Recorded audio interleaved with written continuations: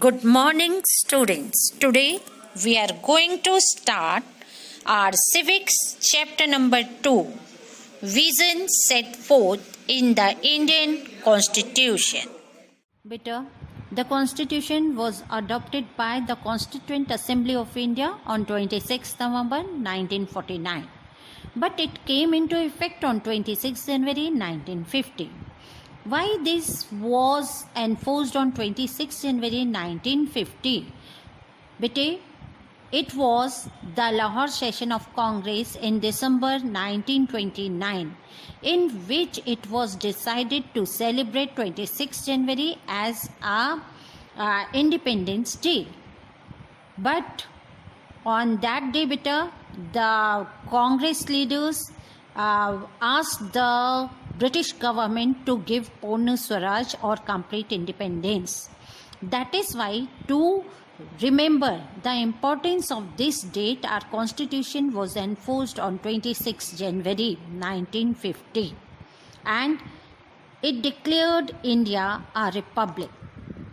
Features of our constitution. India has the longest and the most detailed constitution in the world.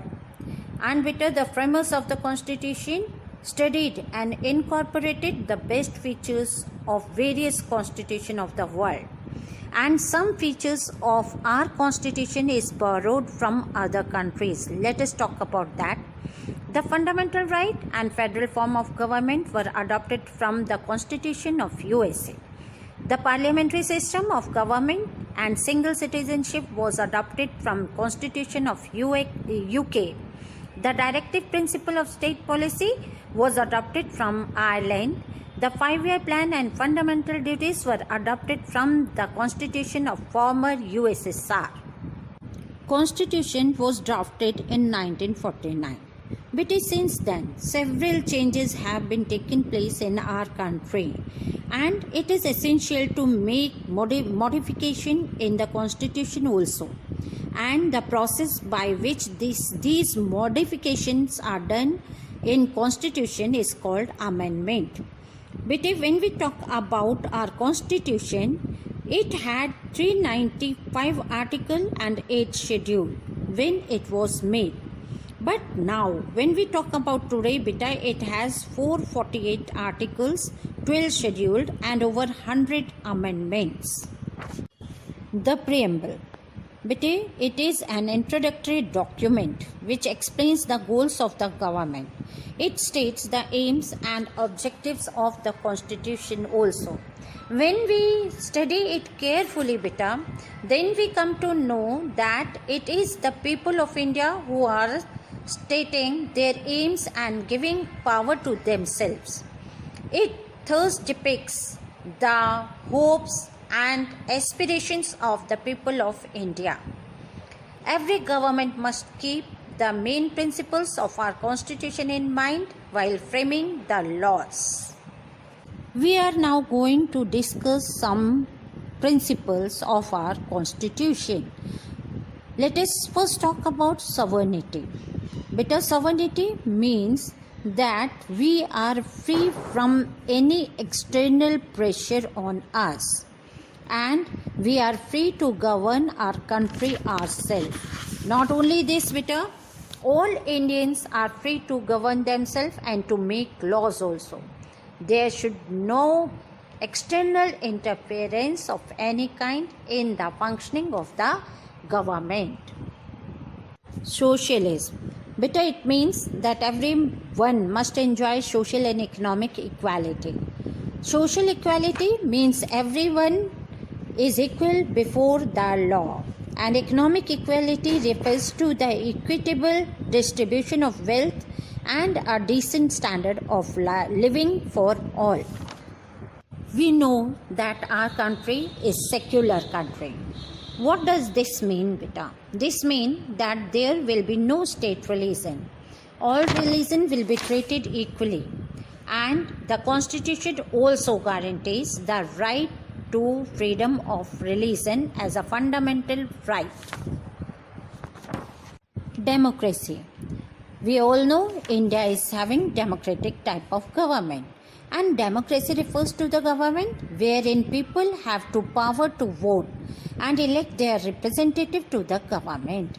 These representatives then make laws on behalf of the people. And beta, in our country, citizens who are 18 years and above having right to vote. This is known as universal adult franchising. Federalism. India has a federal form of government. And what does this federalism means, Vita? That means in our country there is a government at two levels, at central level and at state level. President is the constitutional head of our country and the Prime Minister is the head of the government at the central level. And Parliament makes the laws for us. And when we talk about state, beta, governor is the nominal head of the state and chief minister is the head of the government.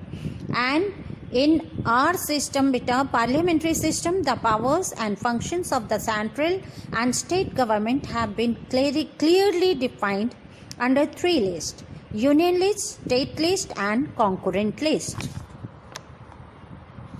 India is a democratic republic, but it means that the head of the country is the chosen person or elected person. It is not the post that is hereditary filled in our country.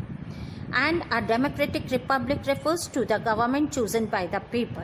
So the government is answerable to the people. All adults is having voting right and they can also contest the election. Political democracy grants equality to everyone. The term republic means the head of the state shall not be a hereditary head. As a republic, India also aims to secure justice, liberty, equality and fraternity to all its citizens. Fundamental rights. The fundamental rights are written in Part 3 of our Constitution and these rights are justiciable. The fundamental rights, however, not absolute. That means it can be changed in case of any external aggression or internal threat. Better, the fundamental right except right to life and liberty are suspended. Thus, the Constitution attempts to strike a balance between individual liberty and social control. Right to equality. Better, according to Article 14 to 18, the Constitution has declared that all the citizens of the country is equal before the law. No one will be discriminated on any base, maybe religion, race, caste, sex or place of birth. All should be treated equally. Right to freedom. According to the Article 19 to 22, democracy cannot exist without individual freedom. Our Constitution guarantees 6 different freedoms to promote the ideal of liberty mentioned in the preamble. Let us talk about these 6 different freedoms. Number 1, freedom of speech and expression. Number 2, assemble peacefully and without arms. Number 3, form associations and unions. Number 4, move freely throughout the territory of India. Number 5, reside and settle in any part of India. Number 6, practice any profession and carry on any occupation, trade or business. Right against exploitation. It is written in Article 23 to 24 that abolish buying and selling of humans as well as all forms of forced labor. They also prohibits employing the children below age of 14. Right to freedom of religion. But we all know that there are so many religions in our country. And in our Constitution, Article 25 to 28 states that India is a secular country. That means in our country, no state religion is there. And the people following any religion will be treated equally. And all citizens of India have the freedom to practice and propagate her or his religion. Cultural and educational right. In our Constitution, Article 29 to 30, state that everyone has the right to develop and preserve their culture. We all know that people in our country belong to diverse cultures and speak different languages. Each community possesses rich literary and artistic tradition. They can preserve their all the cultural and literary things. Not only this, they can open their educational institutions also. Right to constitutional remedies. In Article 32 of our Constitution, safeguards our fundamental rights by granting us the right to constitutional remedy. Bete, the right to constitutional remedies protect the citizen against any violation. A citizen can file a lawsuit against the government in the High Court and the Supreme Court. Directive Principles of State Policy. Part 4th of our Constitution contains guidelines for the state government, and it ensures that government work for the welfare of the people. These guidelines are called directive principles. These principles are directive to promote a just social order. The importance of these principles can be judged from the facts that the Supreme Court has referred to them as a conscience of the Constitution. Fundamental duties. We all know that right cannot exist in isolation. अगर केवल अधिकार दे दिए जाएं और आपसे कोई अपेक्षा ना की जाए तो आप उन अधिकारों का दुरुपयोग करेंगे. इसीलिए हमारे जो लीडर्स थे उन्होंने कहा कि दोनों चीज़ें fundamental rights and fundamental duties दोनों पैरेलल चलनी चाहिए.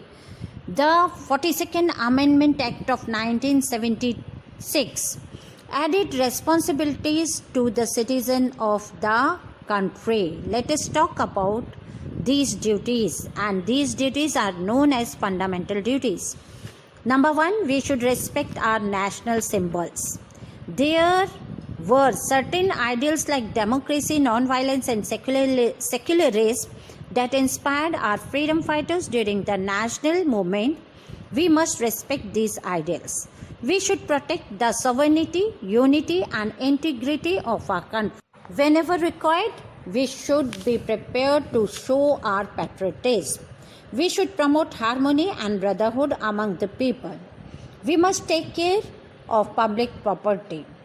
We must preserve our natural environment. We must develop scientific attitude. We must not follow harmful social practices. We must value and preserve our rich cultural heritage. It is the duty of the parents or the guardian to send their children to school. These all are the fundamental duties. Thank you. Have a nice day.